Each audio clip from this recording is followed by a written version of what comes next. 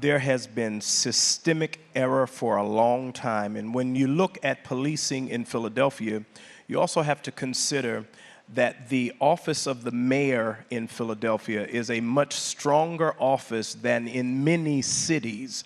And so when you look at some of the patterns, you have to trace back a lot of what you see back to a Rizzo administration. You have to look at what has happened since that time. You have to also consider that we tend to try to compartmentalize solutions. So we turn to the police so that the police will fix the police. But until we engage across the system and engage the systemic racism, engage the broken system across the board, which no one has been effective ultimately in doing that. There have been pieces that have been handled, but there's not been an effective approach at dealing with the systemic brokenness that is across all of the departments within government. And because of that, we've not been able to get at the root. The answer, how do we get at trust? Truth and transparency. Truth, speaking truth, but also having transparency so that we can check the math of those that are speaking. And so I am grateful today. I'm not the leader, but the Coalition for Justice, Brother Solomon Jones from WRD is sitting out here, and he has helped us press the issue around transparency. We're going to need everyone to bring their homework to the public while we're addressing systemic change, which has not been done yet.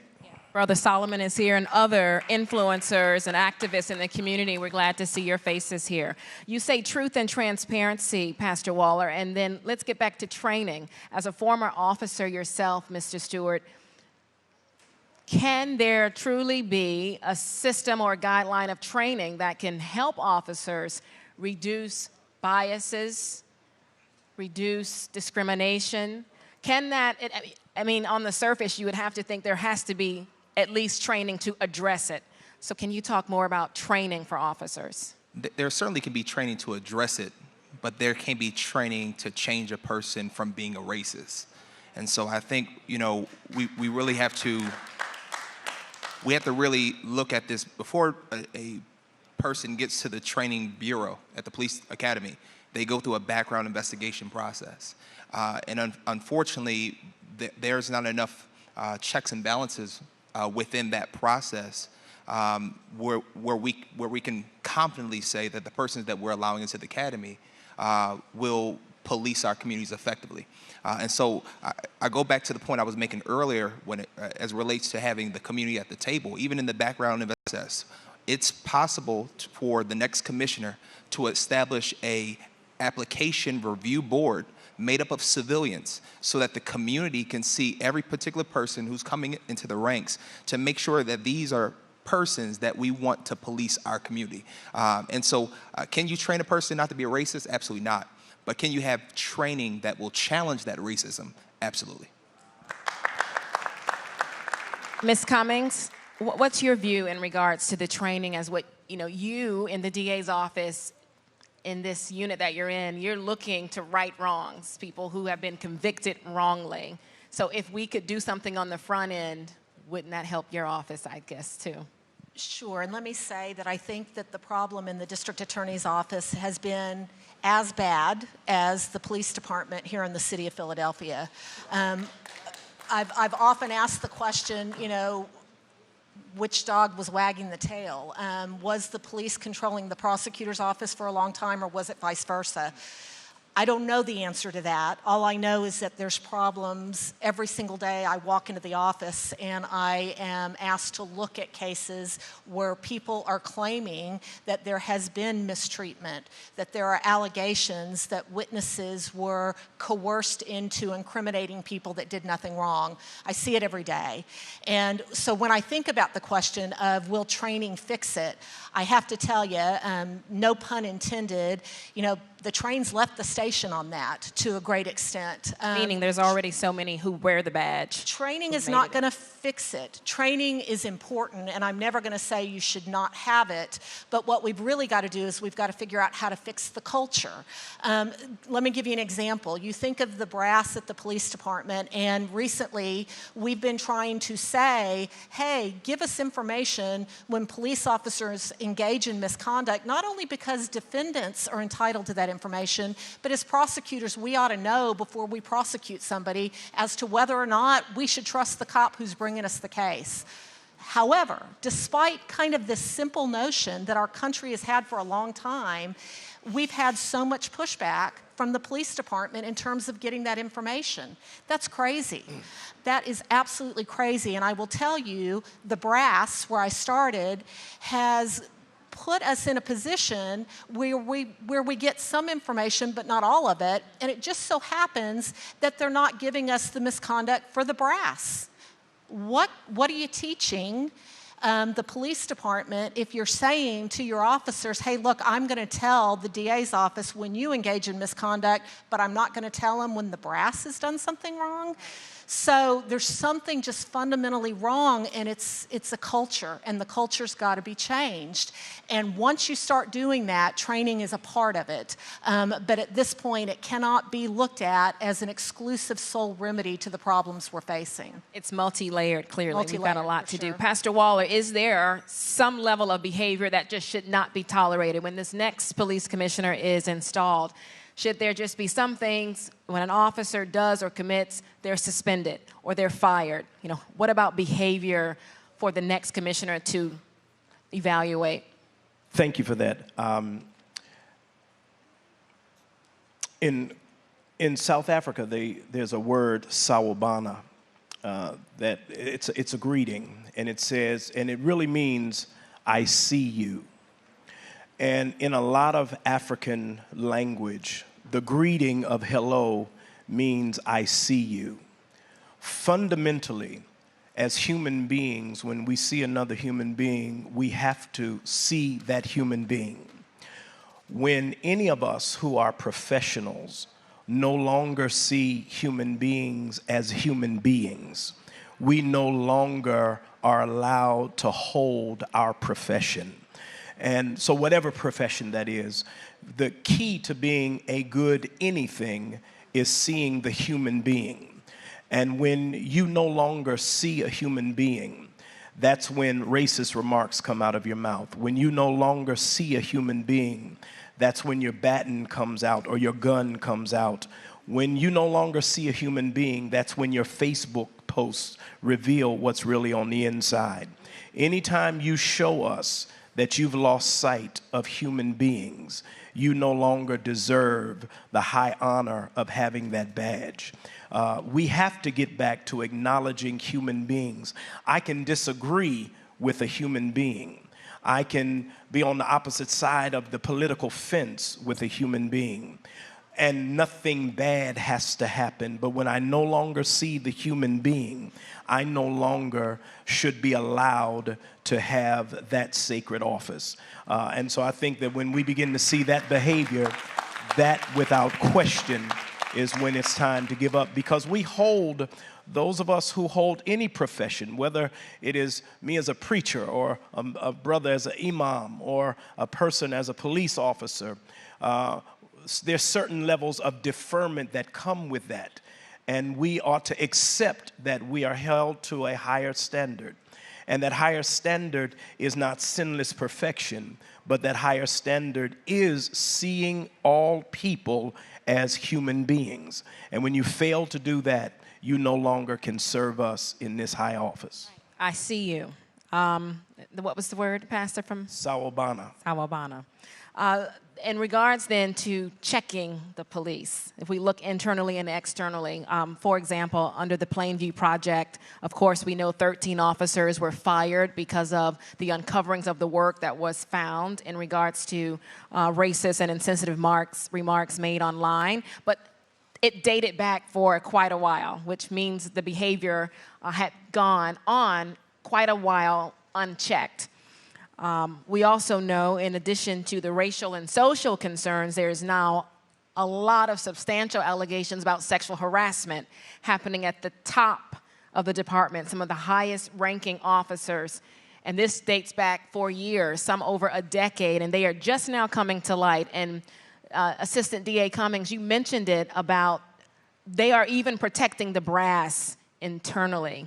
So how then do we go about getting accountability internal? Can we really continue to rely on internal affairs? Who's going to police the police? So you mentioned at the beginning of your question, it's an internal and an external situation, but you, I think, are wanting me to focus on internally. And I got to tell you, there's no doubt in my mind that internal affairs is not working like it should. Does that mean I think you get rid of them and that you cannot have them? And I'm going to tell you the answer is no. If I said you get rid of them, that would be kind of like saying don't have somebody do my job that I'm doing in the district attorney's office right now. And I do believe that what we need to try to do to effectuate culture change is we've got to have people internally trying to do the right thing. And what that means for internal affairs is it means a new police commissioner needs to send the message loud and clear that that person is dedicated to a real functioning internal affairs where people are qualified to do the job and they're given the resources they need to do it. Bottom line, it's not going to be easy, but those are very simple, fundamental concepts that I think, unfortunately, have not been respected over decades. Isn't that what internal affairs is supposed to be? Absolutely. But it's difficult. It's difficult to have somebody within an office actually function in a way to make sure that they're stopping the bad conduct. There's no doubt that it's difficult, but just because it's difficult doesn't mean it can't be successful. Which is why I take it then, Mr. Stewart, it's so important for whoever is the next police commissioner to make it very clear certain behavior just will not be tolerated, and we are watching you internally. Absolutely. As my colleague mentioned, I think it's very important for them to make the message clear, but also for whoever is the next police commissioner, they can't be afraid to, they have to have enough courage to stand up against the culture itself, the blue culture, if you would, but also be able to stand up against the police union when that's necessary. They can't be afraid to stand on integrity and stand for what's right. I don't know what can be done in regards to the union. I don't know if you guys are aware, but there are dozens of officers who were recommended by previous commissioners to be fired and to be suspended, and yet because they are union members, the union fights for them, and a large percentage of them get their jobs back. What can be done? I'm going to ask this to Ms. Cummings because you're in the DA's office. Is there anything that can be done in regards to pushing back against the Fraternal Order of Police? What I see is the union is probably, the police union, the FOP, is probably one of the most powerful entities in this city. And for me, coming from Texas, it's been kind of a surprise to see it. I don't know that I can even begin to understand how that has happened, but I do accept the fact that it has happened. And I think the beginning point is anybody who's in a position where they can fight back, push back, they must do so. They cannot be intimidated by the sheer power of the union. I think the first time you fight back, you might lose. The second time, you might still lose, but you're going to get stronger every time you push back a little bit. And eventually, I think what you do is you weaken that power because you keep fighting and you keep pushing. And when you do that, you're letting the community know that maybe all the things the FOP says that they're doing to support the community really isn't supporting the community. So I think it takes that kind of attitude and approach. And as Lamar said, courage. It takes a lot of courage. It seems as if DA Krasner's office has made it clear that you are going to do the job as which you guys see fit, because I know the FOP has made it very clear they are not fans of the current DA and the DA's assistants.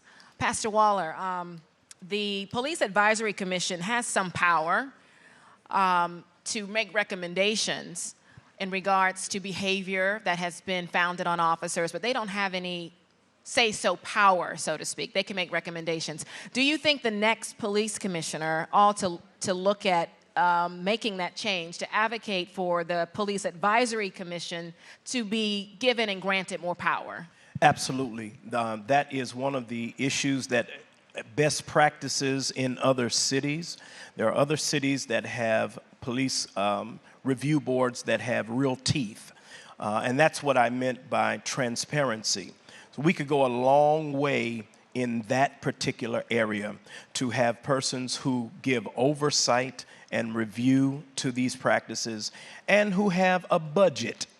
You're right. In any organization, in any organization, check the budget.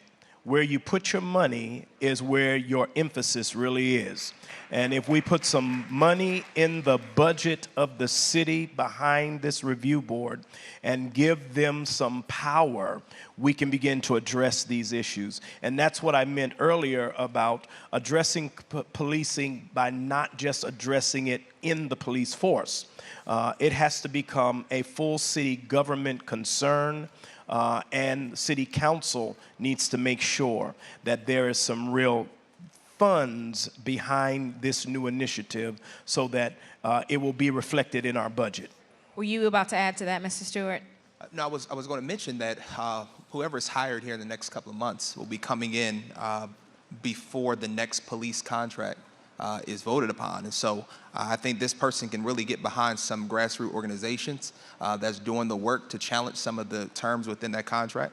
I think that that the next police commissioner can stand with not just the community, but also the Police Advisory Commission in challenging the mayor, because really that's where that power lies and that decision lies as to as relates to the power and the resources that the Police Advisory Commission has. Assistant DA Cummings, the DA's office right now is playing a major role in trying to hold police officers accountable in the regards of you guys have a database where you're putting in officers' names who have proven not to be credible or who have been possibly getting in allegations of maybe excessive force and other things that are negative. And you have that list and you're trying to right some of the wrongs. So for the next commissioner, what do you think they should do to support those efforts in regards to working, if that's possible, with the DA's office for those convictions that are out there right now that your office is actually working to take a second look and maybe even overturn convictions? So there's a whole lot in that question, and what that question really does is it exposes something that Larry Krasner, I think, realized pretty early on, and that is when we're asked to look back at old convictions where somebody claims they're innocent, and meanwhile, we're trying to figure out whether or not police officers are engaging in misconduct, oftentimes there's overlap in that area. In fact, he recognized that to the extent that what he did is he merged the Conviction Integrity Unit in the office with the Special Investigations Unit, which is the unit responsible for investigating and prosecuting cops that engage in criminal activity. So he said, let's put them together, because maybe as we're looking at what they're doing here, it might give us answers as to whether or not they did it wrong back then, and vice versa. And we are finding that that is in fact the case. So it's really important to be willing to go down that road. And it is a difficult road to go down, because when you're looking backwards 30 or 40 years, it's often hard to find the information you need to right the wrong. And then, of course, when you're looking forward, you have everybody nipping at your heels trying to stop you from gathering the information. So you gather the information, you use it, and you use it for multiple purposes. You use it to hold the police accountable. You use it to try to make sure you right the wrongs of the past. And so that combination, I think, is essential, and hopefully it's going to help force some culture changes in Philadelphia. As Meek was saying earlier, it's not that the point is every officer is a bad officer. There's no all to anything. There's bad people in every profession, right? So, but when you discuss looking at allegations of wrongdoing by officers, is this rampant? What percent of officers or cases, how can we give an example to people of how deep the problem runs? I'm thinking carefully about whether or not I would use the word rampant. And it's hard for me to have a point of comparison. I come from Texas, I come into Philadelphia, and it is, it's bad. I guess I have to just say, yeah, it's rampant. There's not a day that goes by that I'm not looking at something that shocks me in regard to various behaviors that a police officer engaged in. And what's even worse is not just seeing that it happened, but seeing more often than not that police officer is still on the force and still dealing with people in the community and still bringing cases to our office saying, here, go ahead and prosecute them. And then we are forced to say, and what makes you think we can trust you and the information you're bringing us? So yeah, I think it is rampant. And I got to tell you, it's oftentimes like the saying about, our society doesn't want to convict an innocent person. You guys have probably heard the saying. This has been a principle for hundreds of years. Better to let guilty people go free than convict an innocent person. And I got to say, on some level, when you have police officers that are engaging in criminal activity and coercing confessions out of people by beating them, one is enough. One is probably too much. So defining rampant is a bit relative. We are optimistic that change can come, are we, Pastor Waller, as we look to see whoever will be selected to be the next police commissioner, that some of this behavior can be stunted? Absolutely. I wouldn't be out here if I were only out here talking about what's wrong.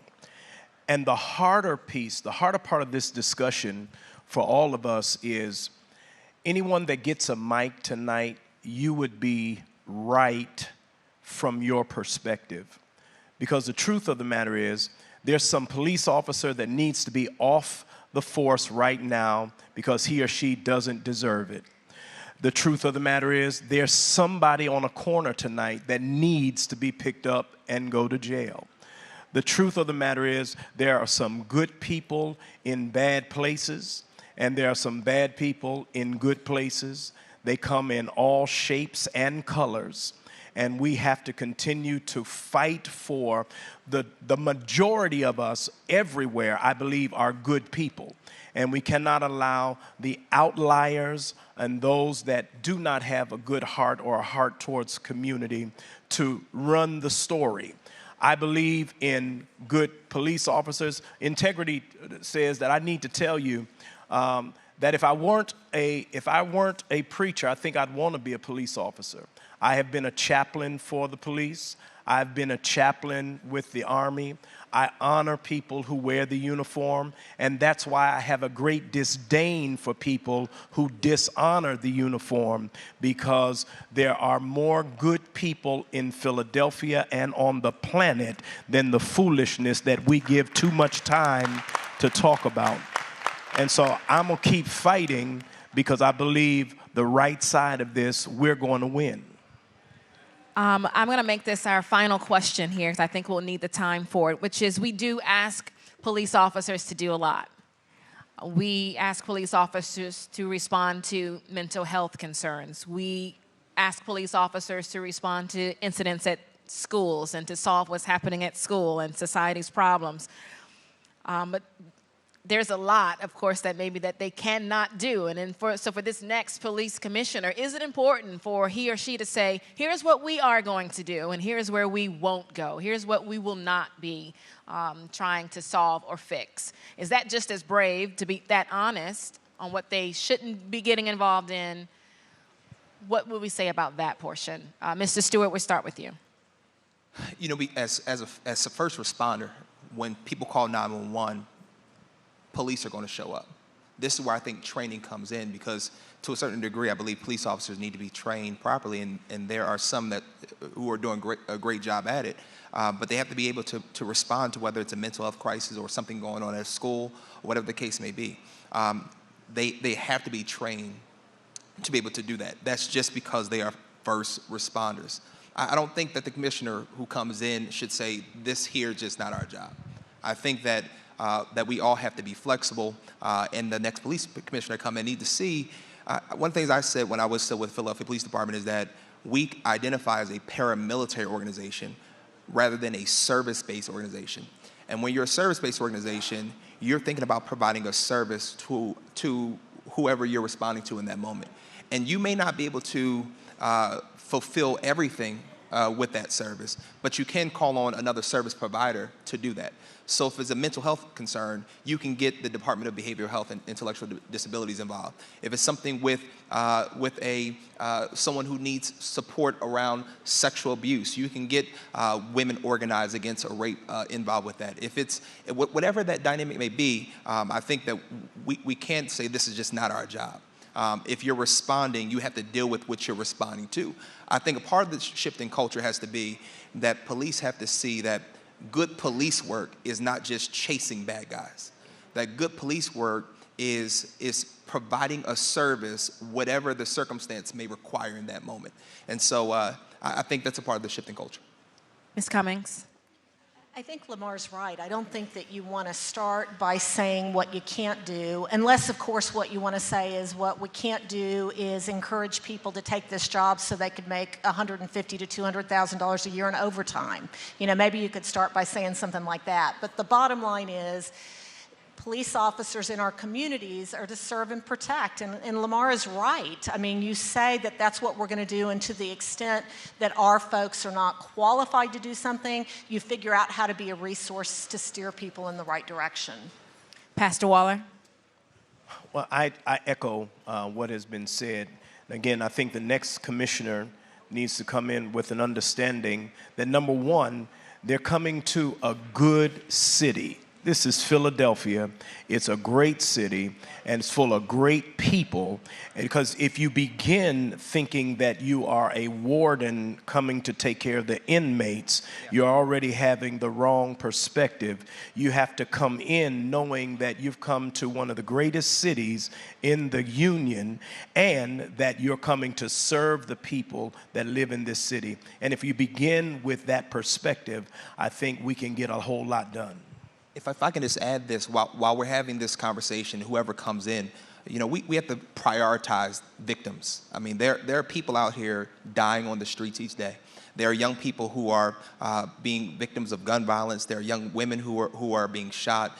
There are babies who are being shot. I think we have the next police commissioner has to come in understanding that there are a lot of cultural changes that need to be made. But whether it's the police department, whether it's the DA's office, whether it's service-based organizations, we have to work together to make sure that persons who are impacted the most, who are vulnerable, are being served with professionalism and with integrity. Mr. G. Lamar Stewart, Ms. Patricia Cummins, and of course, Pastor Alan Waller, thank you so much for joining us for this discussion. The next panel is about to take the stage, and after the next panel, we'll have another round of questions. Just to conserve time, we're not going to take questions at this portion. We'll go to the next panel, and after that panel, all of the panelists and moderators will be on the stage to take questions once again at the end. I'm Shari Williams, guys. Thanks for having us on the panel. I think our next police commissioner should be someone that's very honest and who understands the minority community, someone who isn't afraid of us and knows how to treat us like we should be treated, like the people that we are. What do I want to tell the mayor about the next police commissioner? I think that when it comes to the mayor and policing and the police commissioner, that when it comes to combating street violence, we need to include more people with lived experience, more people from the criminal justice system who have an education and a connection to the streets. We need to involve them with reducing street violence. These are people with lived experience. These are credible messengers. Yes, I do think the trust with the police in our community is broken. I had a few of my peers who got killed, and I thought like the police would find out who did it. We don't have like police riding around in our neighborhood. to keep us safe when things happen. Like people get robbed, shot on the corner, broad daylight. One of my friends, he was like walking home from school and he got killed in broad daylight. And I just was like, where's the police? Like, where are they at?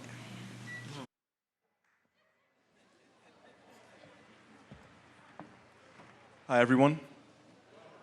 Welcome to our last panel of the night, which is limiting unnecessary police contacts and ending the criminalization of poverty.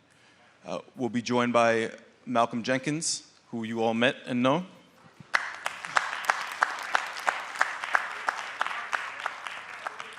Keir Bradford Gray, who is the Chief Public Defender here in Philly. And Mary Catherine Roper, who is the Assistant Legal Director of the ACLU of Pennsylvania. Deputy Legal Director, I'm sorry.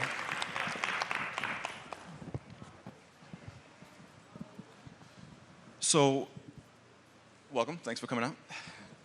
And back out, Malcolm. So, I want to start with you, Malcolm, just thinking about this topic. You know, you're out in the community, you're interacting with people in the community all the time. You also interact quite a bit with people who are making decisions about what happens in the community and police. So I wanted to ask you specifically about the title of this panel and what are the biggest things that you've seen while you're out there regarding unnecessary police contacts with people in the community?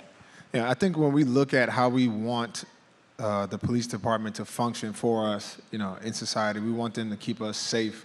We want them to be doing the right thing. So we look at, you know, homicide and gun violence. Those are the things that we want our police departments to be helping our communities doing, and quite frankly, they're failing in that regard, only making arrests in about 44% of those cases. And so when we look at the overall budget that we're given to our police department, it's like 14% of the city's budget. That's $741 million compared to the $100 million that we give to health services. Right. And so when you start to look at what these effects have on communities, not only does it mess up the trust, but the data that they're doing is not working and it's not serving the purpose that we want.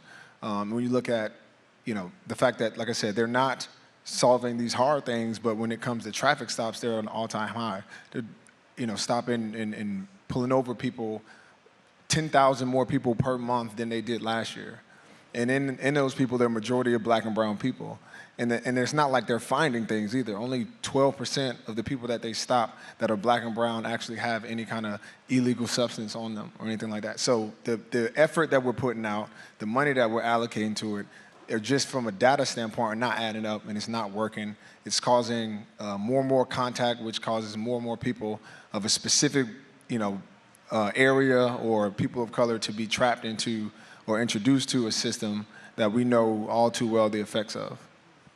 And I want to take it to you, Mary Catherine, because you, in your work with the ACLU, you brought lawsuits dealing specifically with this issue, right? The extent to which police are effectively harassing people on the street for low-level offenses or stopping them unnecessarily. So can you talk a little bit about those lawsuits and then how police in the city have responded to the lawsuits, if they have at all? So, you know, this didn't come about just magically, right? When he was running for mayor, Michael Nutter said, I'm going to increase the use of stop and frisk because I think it's going to stop gun violence. Well, he certainly increased the use of stop and frisk. It didn't really stop gun violence.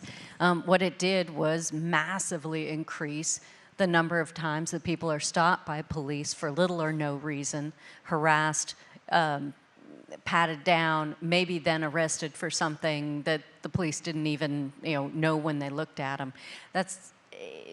But the bigger part of it is it's simply a waste of time. If your police are stopping people because they've got an open liquor container or because they spit on the street or because they're loitering, those are police officers who are not out solving violent crime, who are not making communities safer. And the question is, what is it that you think you're paying your police officers for? Now, I will say, after years of litigation, former Police Commissioner Ross brought the stop and frisk numbers down really far. And that's right. I mean, that is something to be grateful for. But one thing that did not change was the racial disparities in the stop.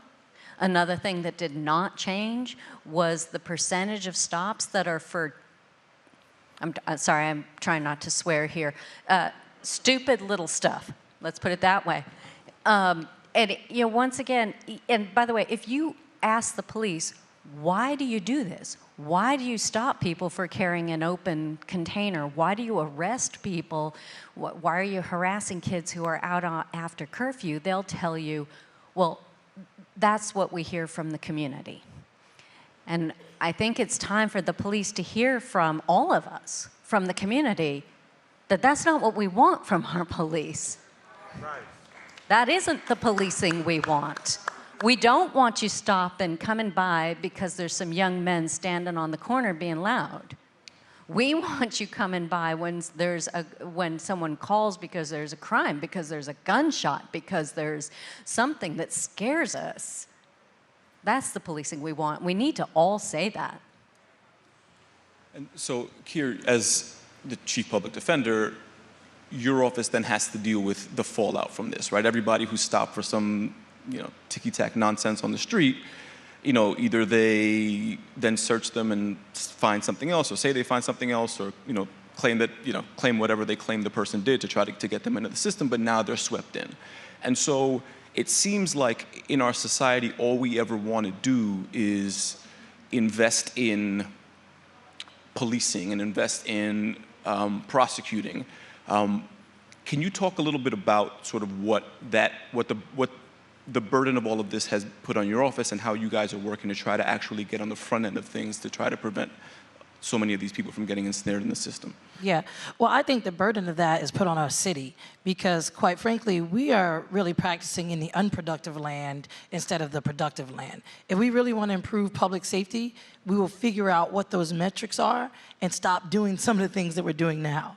We have brought people into our system because they have a myriad of social issues. And when we bring them in, it's costly.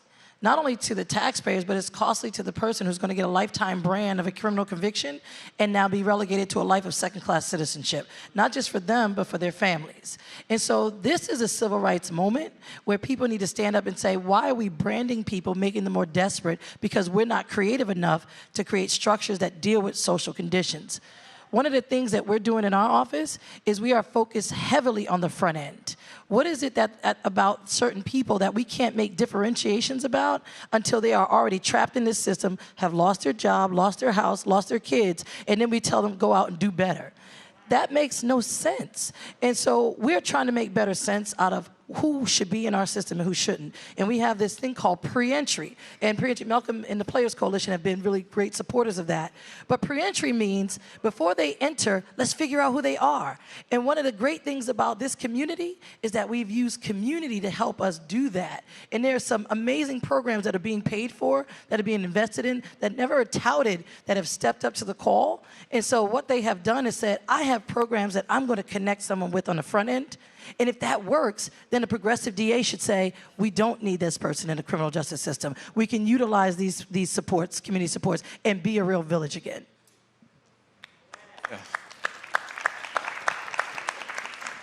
And so I'll throw this out to all of you. One of the things I'm hearing is a common thread, and one of the things I think about when I think about these issues is that part of the problem seems to be that we as a society just want to use police to respond to everything instead of actually investing on the front end to try to make people's lives better who are struggling. And so instead of investing in services for the mentally ill or for the homeless, we just call the police to come sweep them off the street.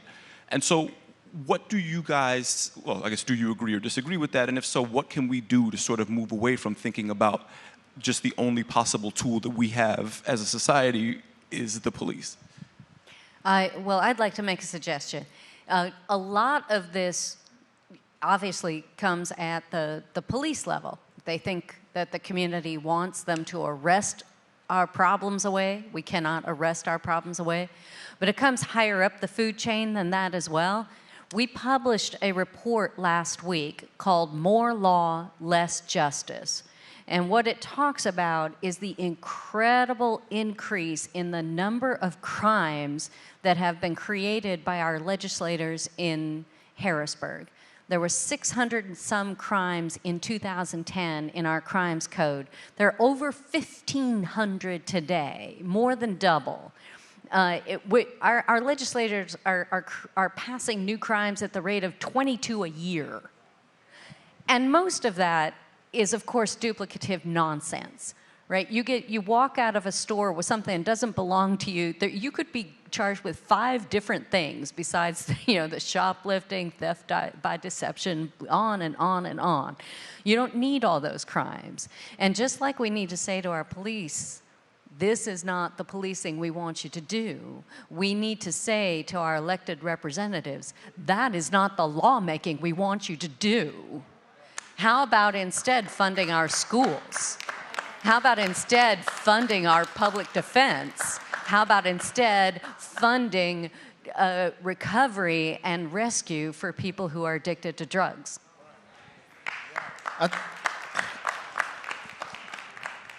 And that was a great point. I think, it's interesting. Everybody understands it's been well documented, the human costs that come with incarceration and comes with people getting trapped into the system. The amount of leaders, fathers, people losing jobs, and all the things that they already struggling people have due to just incarceration. It's too easy to get people trapped up into it. But one of the things that we don't talk enough about is just even starting as early as our schools, you have more police officers in these schools than you have guidance counselors. And you got kids that are that are coming out of traumatic situations that have real life issues that are completely outside of their control. And the way that we choose to deal with it is through the police or through incarceration. And then the accumulating effect of all of that goes down through generations. And so when we start looking at other things around the city, like why is Philadelphia so poor? How do we climb out of poverty? The criminal justice system and the way that we police has a huge effect on that, because we're tying up people that then are just, you're hamstringing them. They can't climb up because they have this record for some minor stuff as early as a youth in school, knowing that they're coming out of a traumatic situation. So, we have to continue to pound on the table to make sure that all of these resources that we're allocating are going toward the thing, that they're working the way that we want them to work. Because there's no way that our kids that are already struggling and need help should have more officers in their schools than they do somebody to talk to about their problems. I don't know if there's a lot more to add, but I would say this.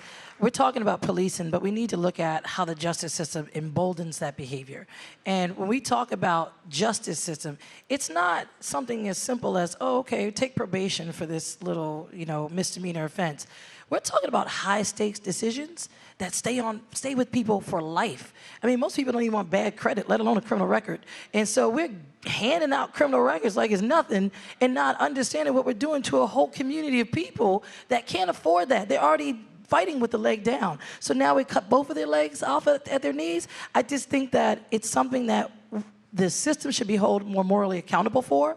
I'm glad that we have DAs that are willing to be more transparent, but be transparent about everything. Let's understand how it is that people come in here, how decisions are being made for black and brown people versus white people, because that is a big deal. Even with the most transformative district attorney, transformative criminal justice systems leaders, we cannot crack the fact that African Americans are treated 10 times more harshly for just on general purposes.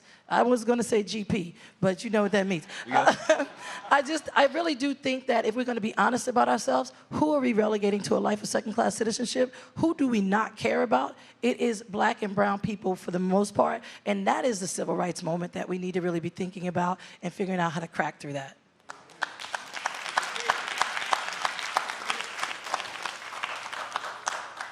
And so that's one of the things I think about when, the people who are on the receiving end of this police attention, who can't, as we heard from our early panelists, who can't sit on their stoops without, coming and being bothered by police or walk down the street without getting shaken down, are the people in society who society is most used to ignoring, right? And so who have sort of the least voice. So what do we do to make the people who are making decisions for us in our society start paying attention to the people who they're used to ignoring and the things that they're being put through because of decisions made at the high level of police? Really quickly, I have my police accountability unit here, Michael Mellon and Paula Sen, who gave me some talking points. I want to just make sure that the crowd knows, because this is for us to really formulate our own alliance and really fight back. If the police are doing things in your neighborhood, does anyone know what to do about it? Who do you call? Who do you make a complaint with, right? Here's some of the problems that we need to fix if we really want to crack this. Here's the process if you make a complaint about a police officer.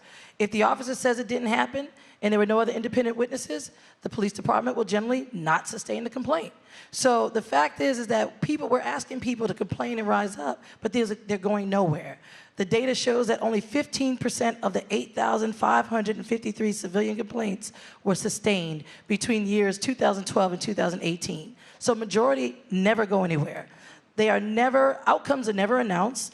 If the officer loses at trial, they can appeal it at least 2 more times so that they can really get another decision. And then, for the most part, they are reinstated. This demoralizes communities and people that are being subjected to this type of behavior. And if we really want to crack some of what the officers are doing, we really need to make sure that the FOP is not allowed to bargain this stuff in the collective bargaining agreement. And we need leadership in our city to step up, figure out who they need to deal with, to understand the intricacies of them not doing anything on that collective bargaining action. So I think there's more of us than there's more of them. And so if we get together and we demand more from our leadership, one, speak on it, acknowledge it, take it seriously, and then learn about how we can really deal with it in a contract, I think that will be a start to something different.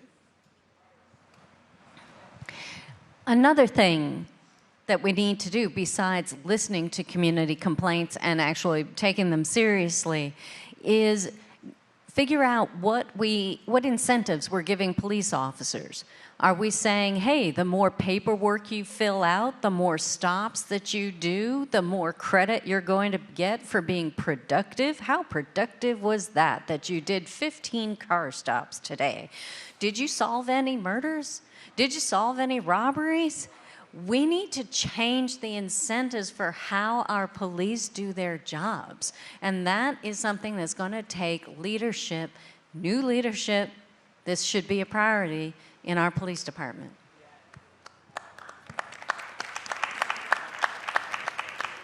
So a lot of this conversation centers around the incoming commissioner, but I think a lot of what the commissioner is going to be coming into, even if it's exactly who everybody in here would want, they're going to have to be dealing with line police who are used to doing things a certain way, who their entire careers have been built on certain incentives, and even people in the community who are used to expecting police to arrest people when they complain about them. So, what do you guys foresee as some of the issues that even the ideal commissioner might be coming into, and how could they either be avoided or ideally gotten in front of so they don't happen?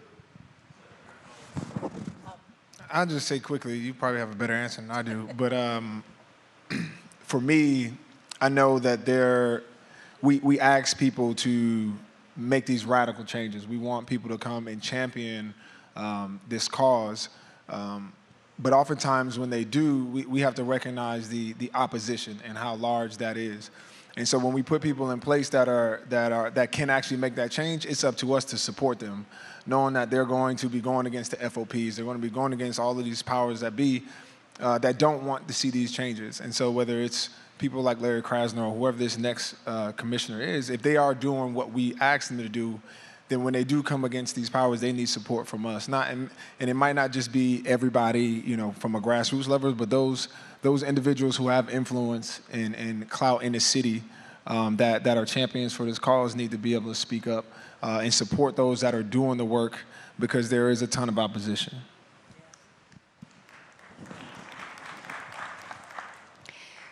So the next commissioner needs to use all the tools that are available to that person, including data, right? We collect information on every police stop that is used.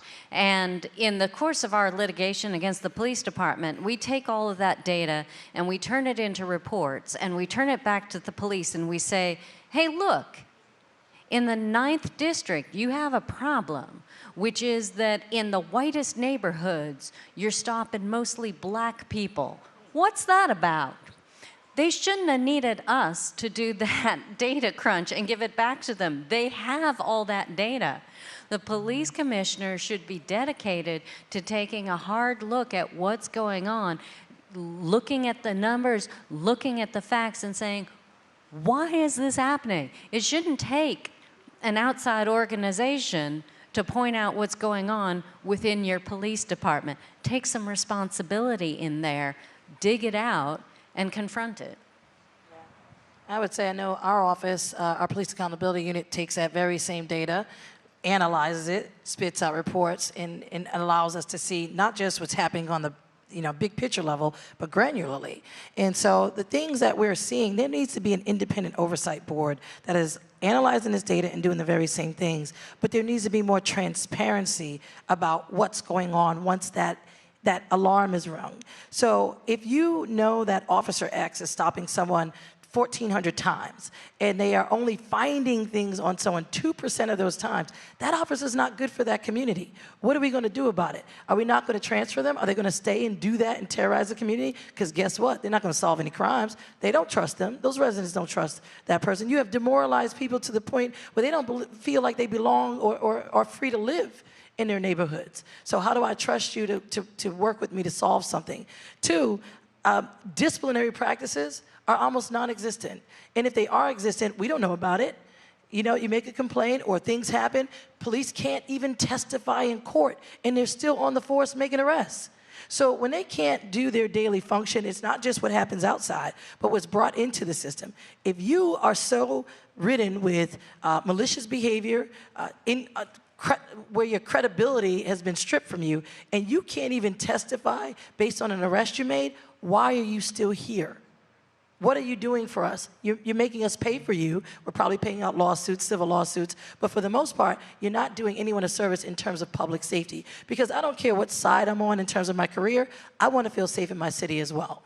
And so that's something that I think we need to make sure that our commissioner is steadfast, transparency and accountability, and there needs to be an independent oversight board to analyze the data and make some changes when it's necessary.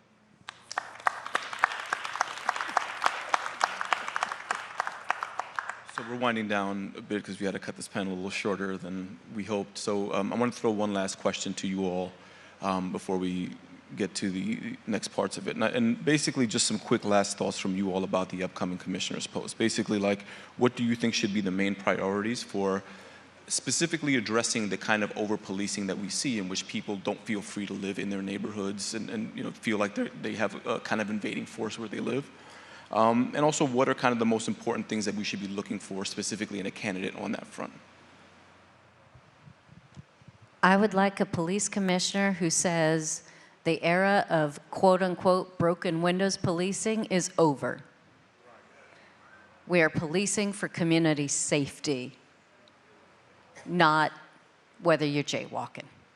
Let's just get rid of that whole notion and go back to understanding what it takes to actually make a community safe and work with the community to figure that out. The different communities, just get rid of broken windows policing. I want a commission that doesn't just say what they're going to do, that has actually done culture change in major organizations and really address the behaviors from within.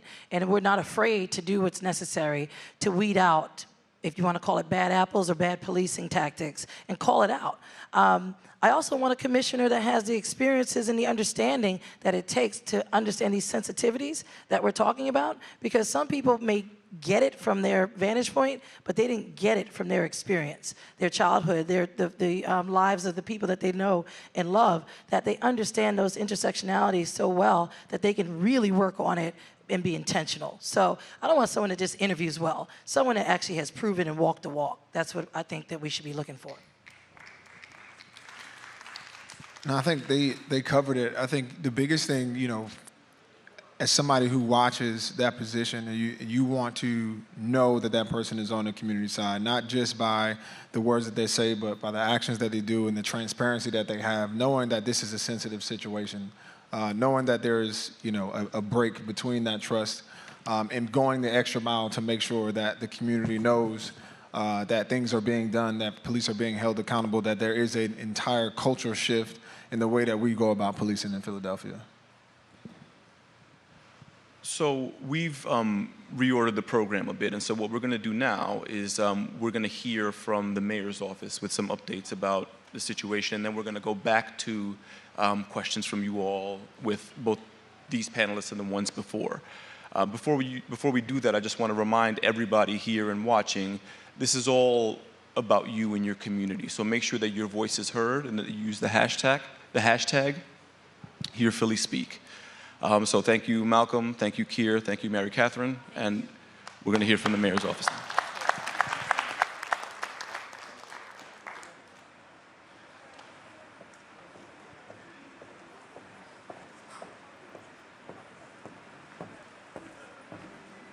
Thank you all. And I just want to say thank you to Malcolm Jenkins and the Players Coalition for hosting this, and all the panelists for this conversation. Obviously, the mayor feels that we made a lot of progress. But we've increased diversion and school diversion programs. We've decreased the use of force. We've reduced our prison population, reduced pedestrian stops, and implemented anti-racism and implicit bias training. But clearly, from everything we heard tonight, we still have a lot of work to do. We have to improve and increase our accountability. Part of that is going to be through the FOP contract, and it is something that we are committed to trying to negotiate through that contract. We have to decrease our car stops. We recognize that we still have problems. We have to improve community relations, improve diversity in hiring, and tackle the gender bias that is within our own department. And as the next commissioner takes his or her role, those are big issues to try and tackle. The police commissioner search has begun. It's a targeted national search that the Police Executive Research Forum is assisting with. We're going to be interviewing a number of internal and external candidates, and those interview panels will be made up of a diverse group of city staff. Now, the ultimate decision will be made by the mayor, but we have started a survey process for community input that we'll use to develop questions. Those surveys were handed out tonight. Certainly ask you to fill it out, complete it. There's a box back there. We will certainly collect it. We expect the entire process to be a wrap-up by the end of the calendar year. We recognize that this process is not going to be exactly what everybody wants. The confidentiality that is going to be required is important. Otherwise, we won't be able to gain national candidates. This also has to have a specific and special relationship with the mayor. And it is something that the mayor takes very seriously, hearing your concerns, and we're looking forward to this event tonight.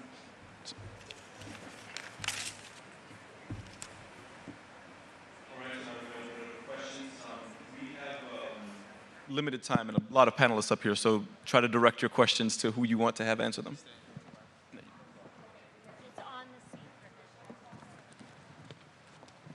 Yes, we do.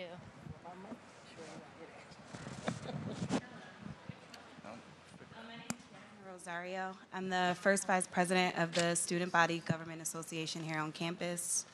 I'm from 8th and Diamond, a community in North Philadelphia that has been gentrified, and it is now Temple University. And I think that in the years that it took for it to become the community that it is becoming now, I've kind of witnessed the dwindling of my community. And in certain classes that we're taking here, sociological classes that we're taking here, it is sort of the understanding that the police are acting on behalf of the interests of the rich and the powerful, and not the people of the communities that they serve. And we see that the incarceration of these people is basically to make room for new development. And so I don't exactly expect for any of you to answer questions concerning capitalism or the changing of those structures. But I do want to know how you plan to, or how the police plan to, address pipelines such as the school to prison pipeline that affect children from these communities and from these school systems, and basically invest in their futures as prisoners and not in professions, to where we can see things like revitalization for our communities coming from people like us. And then also I wanted to know, what steps will Philadelphia be taking towards harm-reducing policing instead of the kind that we see right now, which is the criminalization? And then lastly, I wanted to know that if we could, this is multi-tiered, and then you also have the opportunity to answer these questions. And then I wanted to know, is this an opportunity for people who are in social work to be at the front line of these problems, such as, like we spoke about with mental health, or things that don't necessarily cause for like harsh punishment? Who wants to take that one?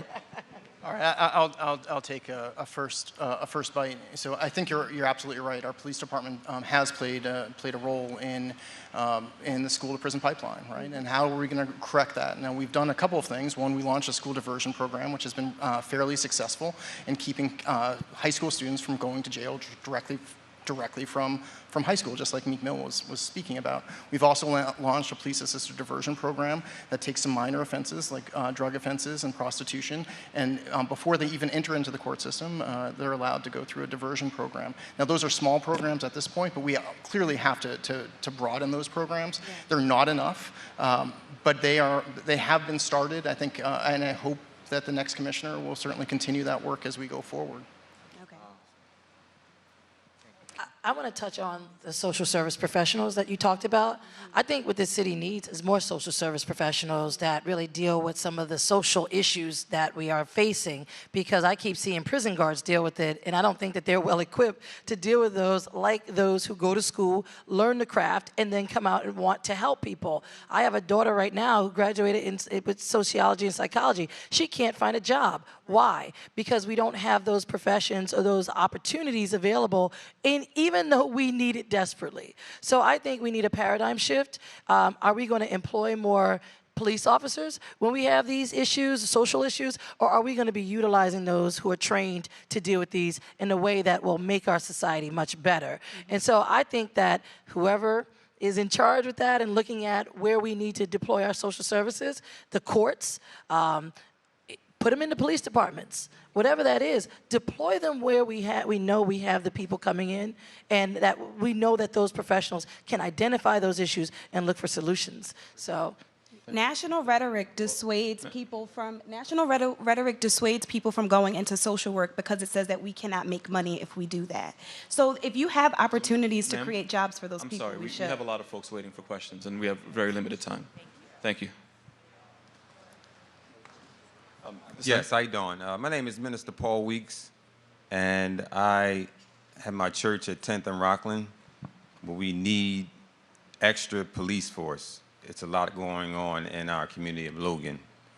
I also wanted to say that I want to thank the panelists. It must be a partnership, faith-based, Dr. Weiler, G. Lamar Stewart, with the leadership of Mayor Kinney and the DA's office. You guys have to find a way to work in unity, because I believe this is a watershed moment. I believe we can shift the paradigm, as this young lady has said, because everybody in here has to be a part of the solution. Anybody in these seats right now who just didn't come for the fan and the fanfare, they are a part of the solution. So I'm gonna take what I've learned from all of you, with your, having your sacrifice your important time. And moving forward, a personal thank you to Malcom, because I was very impressed how you used your platform tonight and your intellect, but also how you stood up against somebody who came against you, and how you used your platform to be very eloquent and telling people that lying faces, smiling faces, and you came against that very eloquently. So I thank you, and congratulations on the win. Hi, I just want to first start and say that I'm glad, Malcolm, you came and put this together. I was in jail for a petty crime the same time Meek was in jail for being stopped for a bottle of alcohol on New Year's Eve. And I watched that Super Bowl from a jail cell behind that until I was able to bail myself out. So thanks for putting this together, and it's just come to fruition. You know what I mean? The interest that I have in what you put together. But the question I want to put out there to all the panels out there is, I heard a lot of rhetoric going on about things, and racism seems to be the biggest problem, if you ask me. And My question, if you can give me an answer, especially the mayor's assistant, with these police that are races over 300 that Solomon helped expose through his, through his what he's been doing, have you ever considered maybe when these officers come in to be police officers, perhaps maybe a reference like an ethnic reference? Like if you can't give me 2 black people and you don't know I don't want you in my neighborhood. Do you understand what I'm saying? I'm saying consider it. Have you ever considered it? Probably not. But it might be something worthwhile when you look at over 300 officers or racists. And had they been held accountable beforehand, it's too late afterwards. Perhaps if you had said on that application that I have to, when I fill out the application, it says, do you got any references? Why not say, do you have any references or ethnic references? Because with the job that they're doing, they're dealing with the public. It's not racism, they're dealing with the public. Black, white, Chinese, Asian, whatever you want. So I'm just saying consider that, because maybe that'll help defeat the problem before they're out on the street. Thank you. Thank you. So I think we've got time for maybe 2 more. I got a suggestion. I mean, you could ask them to name 2 people they know who are from an ethnic group they're not part of. Or you could ask them to give one example of a time when they called out a peer on doing something wrong, because the culture in our police department is not going to change until police officers start turning to one another and saying, "That's not funny."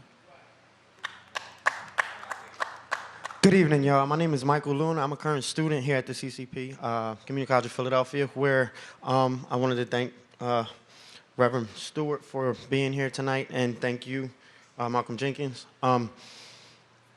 Education saves my life every day. As a suicide and a gunshot victim survivor, being a part of the streets and what Philadelphia turns into, because there are no resources for young Black, Hispanic men, minority men, the importance of education is so powerful for me, because the moment we understand the systems that are in place to oppress us is the moment we can empower ourselves with the knowledge and equip ourselves with the knowledge to be a part of the turnaround. Rather than just have a conversation of what needs to change, we actually can be the change. So I understand that, Malcom, you're on the board here, which thank you for your involvement.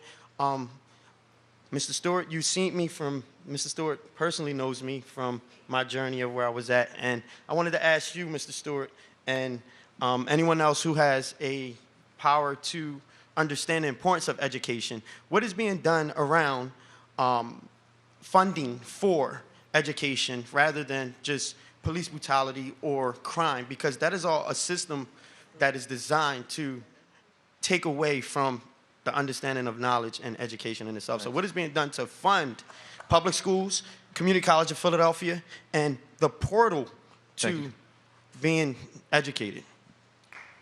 I don't think anybody up here is going to disagree with you more, right? That's why the mayor looked to take local control back, to take responsibility of the school district. That's why we've invested over $300 million in the public school system. That's why we're investing in the community college. And quite frankly, I'd love to see figure out a way to offer further reduce tuition to community college.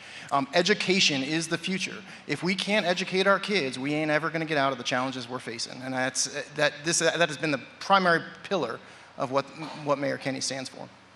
So we unfortunately have time for only one more question. Sure. And I encourage you all to tweet out the rest of your questions, as we said earlier. I know you all were running late already. She's going to ask a question, and I'm going to ask a question. Ma'am? Well, hello. Good evening. My name is Kiana. I'm the student government president here, and I'm also a student. So I would say like a question and a comment. So March the 11th, 2019, I was assaulted by a Caucasian police officer, male. A routine traffic stop. I went on yellow. He walked up to the vehicle. He flashed a light in my face. I put my hands up. He grabbed my arm and he broke it. I asked for a sergeant and an ambulance because I'm a 12-year fireman, so I know the protocol. I was told we got 1 or 2 ways we're going to do this. If you go that route, you're going to be arrested, suspicion of a DUI. I said, I'm not drunk. He said, well, you got to prove that when you go down. And I was like, well, if I was assaulted by a regular male and not a police officer, what's the process? And they told me this is different. So the next day I went to the 12th district and I asked to file a complaint, and I was told by the captain, we don't do that here. I went to IAB, I filed a complaint. As of today, no outcome. He's still on the street. If you assault a woman, there was another female in the car with me, that's your regular behavior. So for him to be still employed with the police department, and as a fireman, I already know it's a brotherhood. The IAB are previous police officers. They're never going to do nothing. It's the good old boys club. So I know my complaint isn't going to go anywhere. But women are going to continue, anybody. As a civil service employee, your job is not to be out here assaulting people. I went on yellow. Give me a ticket. But instead, he broke my arm. I was handcuffed. When I asked to go to the hospital, from 8th and Race, they took me to Einstein. My pressure was 200 over 100. That's a stroke alert. You're supposed to go to the first hospital. I passed 2 hospitals to get to another one because they wanted to cause me inconvenience because I was pressing charges. So to the mayor's office, what are you guys doing opposed to continuing with panels that are not going anywhere? And the police academy, they get the 10 extra points when you take the test. So if you get an 80, you automatically get a 90 because you were in the military. And we all know predominantly what race is in the military. So what are we doing to stop this? Because at the end of the day, it's like a blue car pulling up with rednecks. So first, I'm sorry that that happened to you, and I would like to get at least the information so I can track down exactly where that case is and be able to move forward. But I think your larger question is, how are we holding police officers accountable through internal affairs? How are we holding police accountable through the citizen complaints against police process? And I think I said it in my remarks and flew by them, but we have to do better. We're going to need different provisions in our FOP contract, and we're going to need to be able to be brave and have some courage to tackle some of those issues. That's going to be hard, and I'm not going to pretend that I'm going to be able to have a FOP contract in January. That's going to be perfect. It's not going to make everybody on this panel happy, but I hopefully can make some progress. That's not. These are deep-seated cultural issues that the next commissioner is going to have to tackle. That's why we are being thoughtful in our approach. This is not just about community relations. It's not just about racism. It's not just about gender bias. And it's not just about violence in our community. It's about all of those things together in a department that's in crisis. And the next commissioner is going to have to tackle those issues together. Thank you. And we'll throw it to Malcolm for a couple more questions. Malcolm says, all right? Cool. So my name is Kamal Shale. I am a member of Philly for Real Justice. We are the original police abolitionists in Philadelphia. We started right after Mike Brown, his killer was not indicted, and we all came out to the streets. The entire community of Philadelphia came out to the streets, came together, and formed this coalition, which then eventually became the organization we have now. And I want to know, when are we going to start taking money from the police? Because we just heard this whole, it's like been 2 hours of all these problems the police have, of how they don't work, of how they hurt people, of how they break arms, and no one can report them, and we can't seem to get a hold of this. And then we want to talk about giving them more money for some police advisory council. When we first came together, we tried that. We tried to protect whistleblowers. We tried to infiltrate the system. We tried all the stuff you're talking about. There was a DOJ report that came out like 14, 15 that said everything you people are saying. There's a report just a couple of weeks ago that said that communities with more black people use stop and frisk and traffic stops to generate money. This stuff is constant and ongoing, and I'm so tired of hearing people get shot in their damn house, of hearing people get murdered in the street, and I have to hear about it from the police, and then you want to tell me it's my fault, it's our fault, our community's in crisis, we dealing with all these problems, it's us, right? Right, so we got a bunch of cops doing nothing but arresting us, pushing us into more poverty that creates poverty. You literally put people in a position where they can't get a job, right? Where they on probation for years, and they got to pay for that. That's money out of our pockets. You're robbing us blind, telling us our fault, beating us, brutalizing, and killing us. So I want to know, right? We already know education fixes at least some of that. I want to know who is going to take money away from the police. There's $1 billion in that system right now between the police and the prison system. $1 billion or more. Why don't we have that in our school? Why are we still constantly, why is there a tax for sodas so we can pay for a preschool when we have $1 billion based on people arresting us and messing us up? I'm trying not to curse. I'm really trying not to curse. But, I mean, this doesn't make any sense to me. And I'm upset that I had to wait this long, that we had to sit through all this, that we had to hear people talk about how, like, well, we do see the problem, but, you know, I don't know what to do about it. We know what to do about it. We have tons of answers. You talked about organizations already doing some of this work. Why aren't we funding them more? Why are we giving more money to police? So that's my question. How can we take money from the police and give it to the community? Who wants to take the financial? I'll jump in. I appreciate all that you said, and I've just got a little bit to add, but a little bit is better than nothing. So let me tell you my personal experience. I made a comment in response to one of the questions a little while ago about the overtime and cops wanting to get hired and make $150,000 a year plus. I didn't say, but I've heard a lot about a lot of them having nice homes on the Jersey Shore, and all of this stuff bothers me too. And one thing we're doing in the office is we're trying to at least stop some of that. And what I'm referring to is there has been this culture for years of where the cops have a bit of a cash cow in terms of how they get subpoenas to show up to court. They get overtime. It's crazy. And we've discovered that a lot of times the system for when they get subpoenaed is being controlled by them, not us, the prosecutors. We have been arguing about that now for months. And so what we're trying to do is we're trying to say, wait a minute. The prosecutor's the person who ought to be deciding who should be coming to court to testify as witnesses, not the cops. Let us do it. And we're not going to subpoena you just because you want to make overtime. We're going to subpoena you because we think you are a needed witness and as important, a credible witness, one that we trust we're going to put up on the stand and is going to tell the truth. We're just starting to chip away.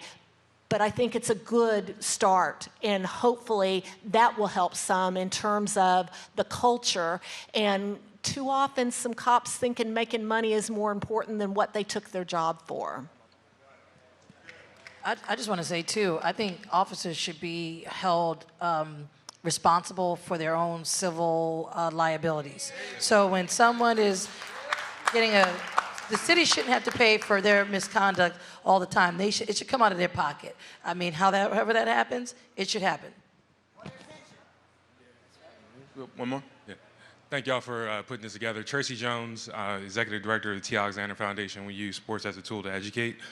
So as a nonprofit director, most of the nonprofits and social services are also often tasked with bridging gaps and providing solutions and being innovative in the community.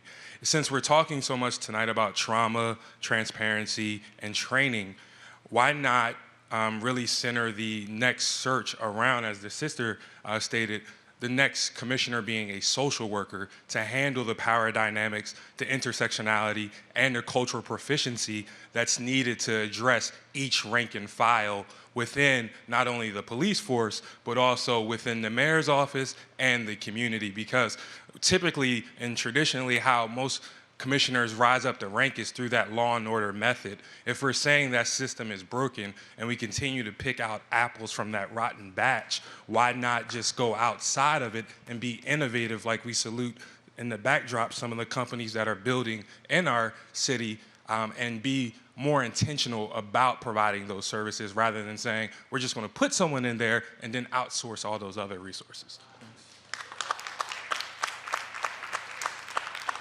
Everybody's looking at me, Tracy. You know, I think the characteristics that a social worker brings to a department is going to be important, but I also think managing a uniform presence is going to take more than just a social worker. And so we're going to have to figure out what that balance is. And I do think that we can insert more social work in policing. I think we can pair up our police officers with social workers today, which we actually already do in some of our homeless services, as well as some of the work that we're doing in Kensington. But I think running the fourth largest police department is going to take experience, and folks are going to need to have experience in patrol. They're going to need to understand the challenges and the safety demands upon them personally. But they're also going to need to figure out how to bring that social work and that community bias with them. And so I think that is absolutely a lens we're looking at. But just putting a social worker into that position, I think we're going to need a law enforcement professional with a social work bent. If I could say one thing, I appreciate everybody's reflections tonight, but there is one thing that you can do that can make a difference. A lot of this can live when the body politic is not involved and invested. People can get away with corruption if they know they can't be voted out, if they know that there's no power over them. What's coming up for us next year, number one, is the census. We are an undercounted community, and if you're not counted in the census, that is money that we're looking for various pieces in our community that won't come from the federal level unless you are counted.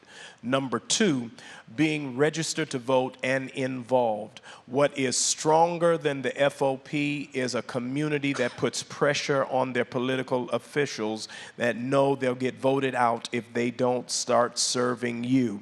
And I know that's rhetoric, and I know that lots of us are tired. We're hearing that the vote makes a difference. But the truth of the matter is, we have not turned out at the polls since Obama. And so since we don't turn out in the polls, then those who are supposed to represent us don't necessarily care. They only care where they see people really participating. And so I want to encourage you to know that next year, two things that you can do is make sure you're counted in the census, number one. Number two, make sure that you register to vote. Only 7% of the public funding for public education is funneled through the fair student weighted funding formula. The only way that will change is people involved politically. We're not getting the money in Philadelphia that we deserve. We're not getting the money to our children that we deserve. And the only way we'll get it is people who have stood up to be counted, who are voting, and who are present and involved. So I just want to encourage that, because there's a whole lot of work that needs to be done, but the pressure has to come from you. One more. Malcolm, some closing remarks? Obviously, this is a topic that is near and dear to a lot of people that came. We appreciate everybody for showing up. Obviously, with time constraints, not everybody can be heard, but we encourage you to continue to speak up, continue to ask your questions, use the hashtag, continue to be active, whether it be in elections, in your communities. We'll continue to kind of lift this burden and put pressure on those that have the power to actually make the changes that we want to see. They start with hard conversations like this, but it's up to us to continue to put these things in action and support those who have been doing the work for a long time. So I know for me, I really appreciate everybody's participation and showing out tonight. I thank all the panelists for being here, giving us your time and your insight. And we hope that we continue to just push this forward to make Philly something or somewhere we can all be proud to be, citizens of. Thank you.